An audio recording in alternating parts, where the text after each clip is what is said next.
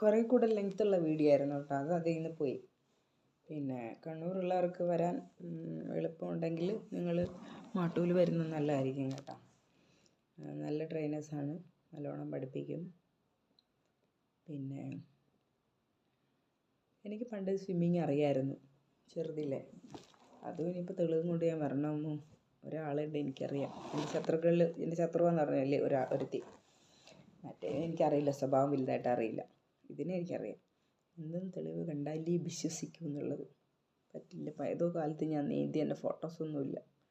ഞാൻ നീന്തി മറ്റേ പ്രൈസിന് പോയി, മറ്റേ ഇതിന് പോയിട്ടുമില്ല. സ്കൂളിൽ നിന്ന് പോയത് മൊത്തം ഓരോ എക്സാമിനും പിന്നെ ഓരോ എക്സാമിനൊക്കെ സ്കൂളിൽ നിന്ന് കൊണ്ടുപോകുമായിരുന്നു. അങ്ങനെ പോയി എന്നല്ലാണ്ട് ഇതിനൊന്നും പോയിട്ടില്ല. പക്ഷേങ്കിൽ സ്വിമ്മിങ് ചെയ്യുമായിരുന്നു, നല്ലോണം സ്വിമ്മിങ് ചെയ്യുമായിരുന്നു. ആറ്റിലൊന്നും അല്ല കേട്ടോ, ചെറിയ ചെറിയ തോടുകളിൽ. ഒരിക്കൽ അമ്മേൻ്റെ അനിയത്തീൻ്റെ വീട് കല്യാണം കെട്ടിച്ച് വിട്ടത് ഇവിടെ തിരുവല്ല. ഒരാൾ പത്തനംതിട്ടയ്ക്കുണ്ട്, ഒരാൾ പിന്നെ ഒരു വലിയമ്മ പത്തനംതിട്ട, ഒരമ്മാവൻ എവിടെയാണ്, പറമറ്റം, അങ്ങനെയൊക്കെ. ഇതെല്ലാം പത്തനംതിട്ട ഡിസ്ട്രിക്റ്റ് തന്നെ കേട്ടോ. റാന്നി റൂട്ടാണ് മറ്റേ ഇത് പുറമറ്റം.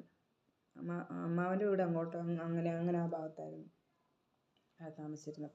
അപ്പോൾ ആ സമയത്ത് ഞാൻ അങ്ങനെ ഞാൻ അവരവിടെ പോയി. അപ്പോൾ അമ്മേൻ്റെ അനിയത്തി കുളിക്കാൻ കൊണ്ടുപോകൽ അപ്പോൾ ഇങ്ങനെ സ്ഥലത്ത് എനിക്ക് ഭയങ്കര ഇഷ്ടമാണ് കേട്ടോ. അപ്പോൾ എത്രയോ വലിയ മീനുകളെന്നറിയാം, നല്ല ഭംഗിയുള്ള കളർഫുൾ മീനുകൾ. ഞാനിങ്ങനെ പിടിക്കാനൊക്കെ നോക്കും, പക്ഷേ കിട്ടുകയൊന്നുമില്ല കേട്ടോ. എന്നിട്ട് എനിക്ക് ആറ്റിലൊക്കെ എനിക്ക് സ്വിമ്മിങ് ചെയ്യാൻ പേടിയാണ് കേട്ടോ. പ്രത്യേകിച്ച് നീന്താൻ ഭയങ്കര ഒഴുക്കാണ്. പക്ഷെ നല്ല പ്യുവർ വെള്ളം. വെറുതെ ഇങ്ങനെ നിന്ന് വെറുതെ മുങ്ങി, ഇത്രയൊക്കെ ഭാഗത്ത് നിന്ന് വെറുതെ മുങ്ങി ഇതേ അവിടെ ചെയ്യുള്ളൂ.